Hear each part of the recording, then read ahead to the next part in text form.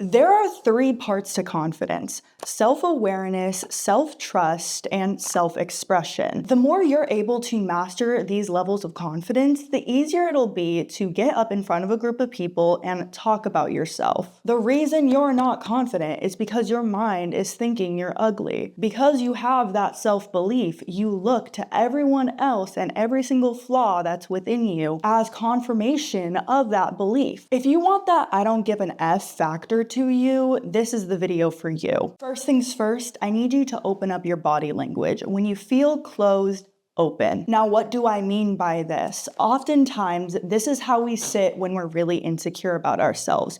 Our shoulders are rolled back and we're just doing whatever we're doing on our phone. Our posture is curved over. You look like the Hunchback of Notre Dame. Girl, stand up. Something I do that really helps me, because I don't want to feel like the Hunchback of Notre Dame. I want to feel like the confident baddie walking down the runway, is simply rolling back my shoulders and working on my posture throughout the day, especially during times when I feel insecure. There are so many scientific studies showing the impacts that posture has on our confidence levels. Statistically, when your posture is bad, you are more insecure. So just by shifting these small things, you will shift yourself into a different mindset. Next is really important if you're in a really intimidating setting like I am. Nobody's here. I'm just in a presentation room that I rented out at my university. I didn't know they had this, but shoot, I'm gonna record a YouTube video, but it's really intimidating because it's not a typical place I record videos. I love it, but I feel intimidated. Right before recording this video,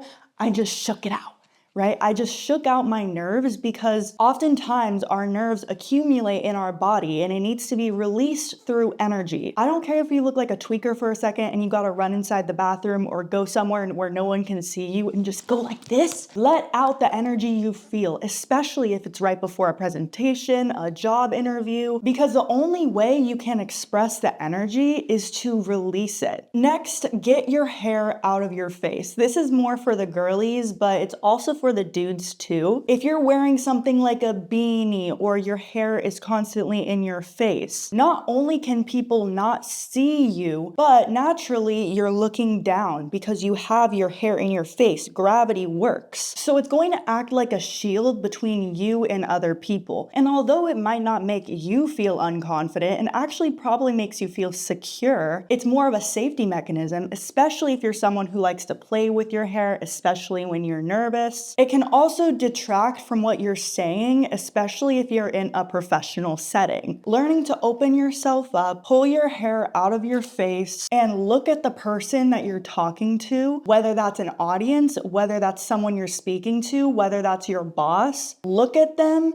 and give your full attention to them. You will naturally come across as more confident to that person. I don't know whether I should keep these glasses on the entire time. I feel like a baddie with these glasses, so we're gonna rock the glasses for the entire episode. But if you're new to my channel, my name is Natalie, and this is where I share ways I'm getting my shit together so that you can get your shit together. If this is your first time seeing me on the internet, I used to be the most unconfident person I knew, because I literally did not know how to talk to people. I specifically remember in high school, I transferred schools and I had no friends. I would go to the bathroom and have anxiety attacks because I did not want to see people. I feared judgment so heavily, so I understand what it's like to not feel confident. But one thing I need you to understand is confidence is not the lack of insecurity. The textbook definition of confidence is a feeling of self-assuredness arising from one's own appreciation of one's abilities. A key word there is feeling. It is not a perpetual state of being to be confident all the time. In fact, anyone who says they're confident all the time is lying to you. I've said this in other videos, but an insecure person can never be a confident person, but a confident person still has insecurities. Every single human on this earth has things they just don't like about themselves. Whether that's a physical attribute or a certain way they talk or a characteristic they have, we all have insecurities. So to move on to my fourth micro habit, we're now going to be talking about micro habits that relate to those three topics I talked about at the beginning of this video. Confidence is made up of self-awareness, self-trust, and self-expression. When you just feel ugly, you need to recognize it's your mindset mindset that's making you ugly. You are not ugly. You just have a belief you're ugly, and you are trying to find things that satisfy that belief. So whether that is the pimple on your face or the way your hair looks that day, these are temporary things that will come and go. You have good hair days, you have bad hair days. But when you feel insecure, when you feel like you're an insecure person, you need to flip it immediately. And here's how you do it. The fourth micro habit is to name 3 things. Either look in the mirror or tell these things to yourself. Name 1 physical attribute you like about yourself. Don't say there's none. Do you want me to fight you? Name 1 personality trait you have that you love about yourself, and then name 1 desired personality trait you'd like. And while you're naming these, do it in an affirmation format. For example, I have really great hair, I love my humor, and I'm a motivated person. You might be a very lazy person, but that last one is actually shifting your paradigm to a new paradigm. You are no longer lazy, you are motivated. Not only are you speaking your existence into reality, but you're rejecting that old belief you have of yourself. Now, is this gonna work overnight? Absolutely not. But as you change your beliefs, your reality follows. The belief creates the outcome, which brings me into number 5.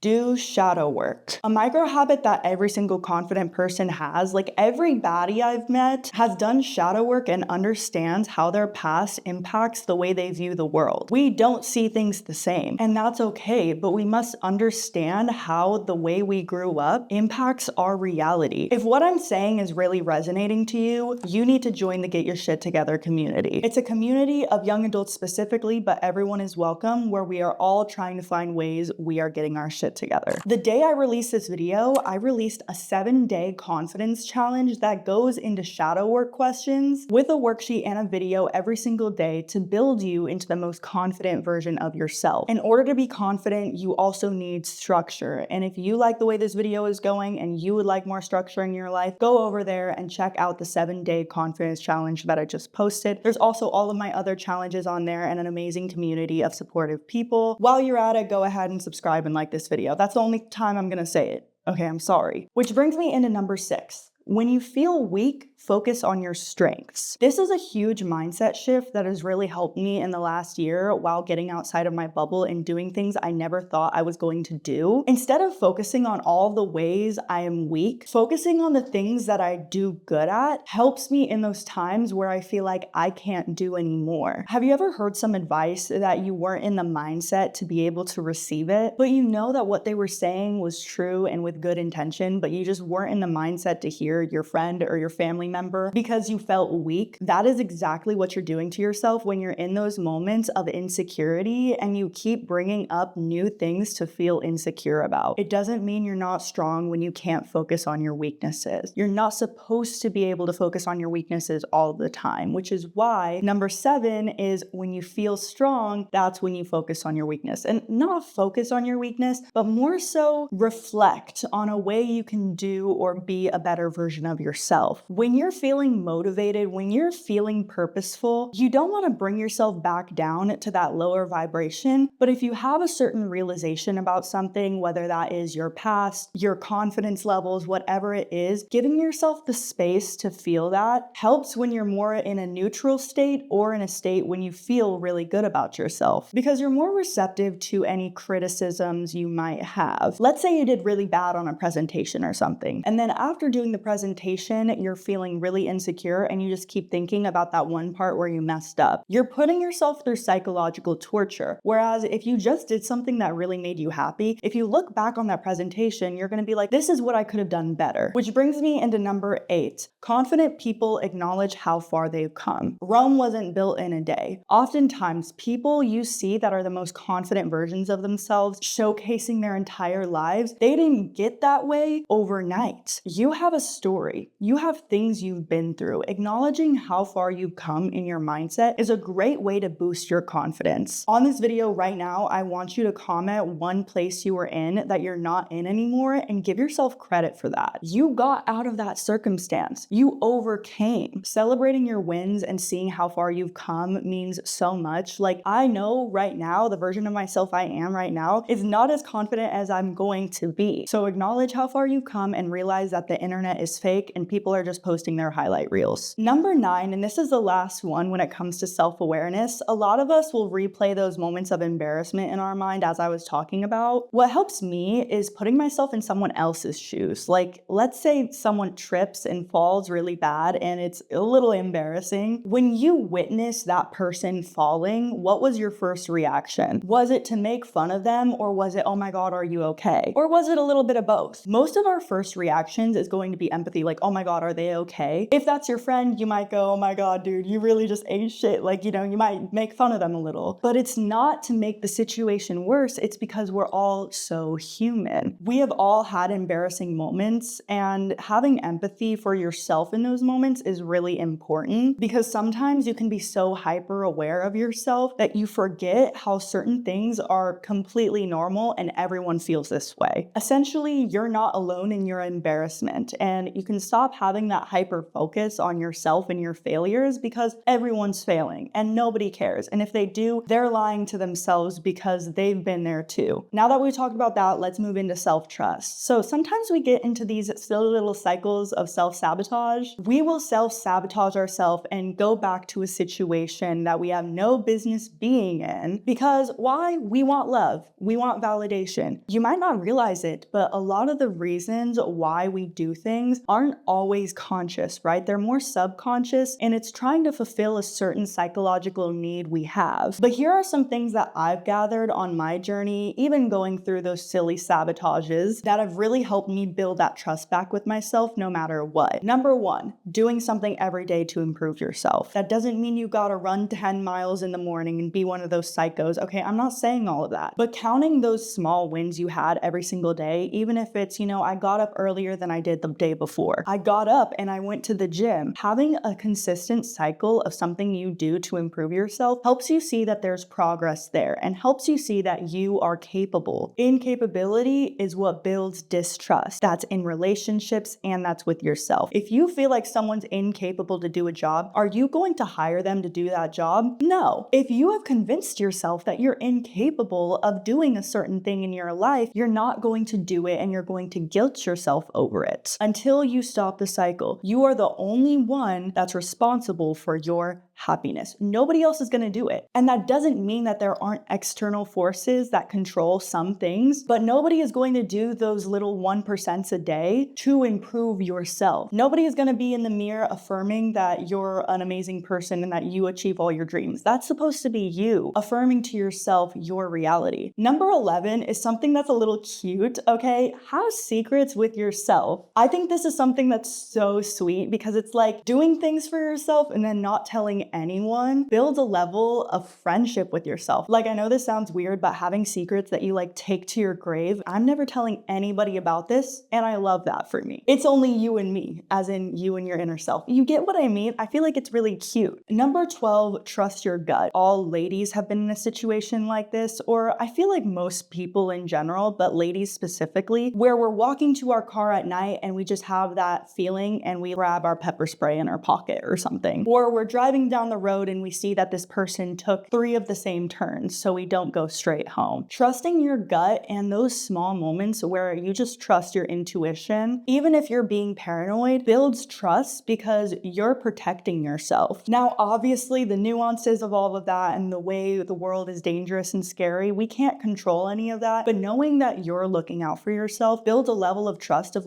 if someone is gonna come for me, I have something to protect myself. I'm not gonna let anybody take anything from me. I'm gonna be vigilant of my surroundings.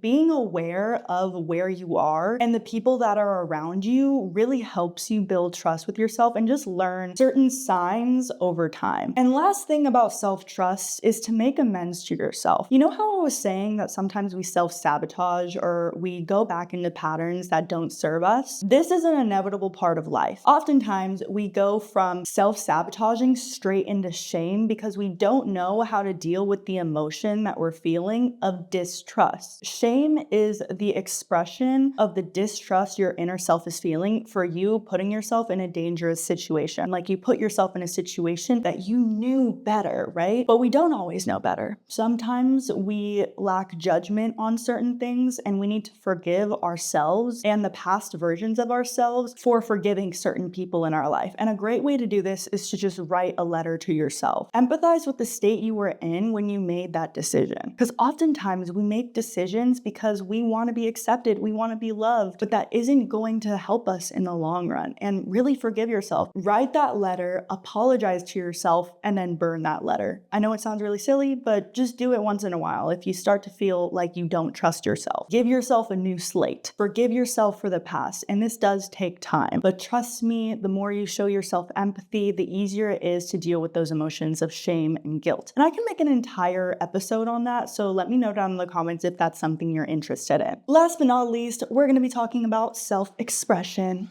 Who is she? She's her. Who is he? He's him. Who are they? They're they.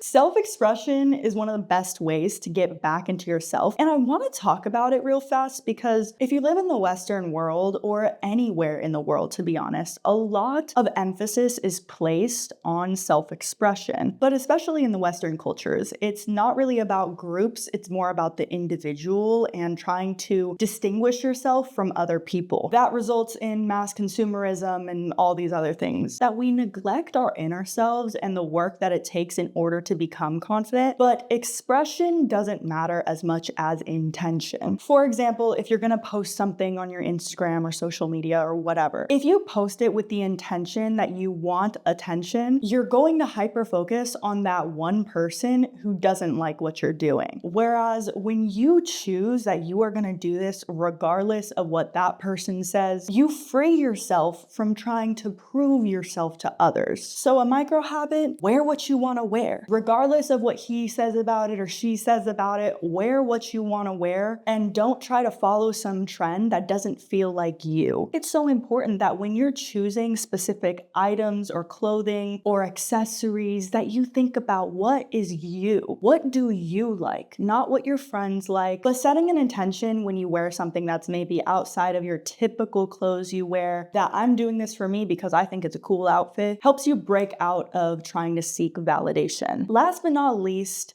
giving gifts. Giving gifts literally makes you feel more confident about yourself, because when you give a gift, you have the person in mind sometimes, but other times it's more so an expression of who you are. There's also an aspect about gift giving that helps you see your own value. When you see how you give to other people in their lives, it helps you raise the standard of how people should come and be in your life. If you're naturally a giving person, you're going to want people who give back. Not in a material sense, but in an emotional sense. Giving your time to others and having people who genuinely support who you are can help you be confident in yourself. You can just give parts of yourself to others through being mindful of how you show up in their life. When you start to see your value and see that you literally make people feel more confident about themselves, you realize, I'm valuable. To wrap everything up, confidence comes from actually looking within your insecurities and also putting yourself out there. With that being said, thank you guys so much for tuning into this video. Let me know down in the comments what your favorite micro habit is, and be sure to check out the Get Your Shit Together community. The more focused you are on your internal confidence, the easier it is to shine externally. Stop letting your mind think you're ugly.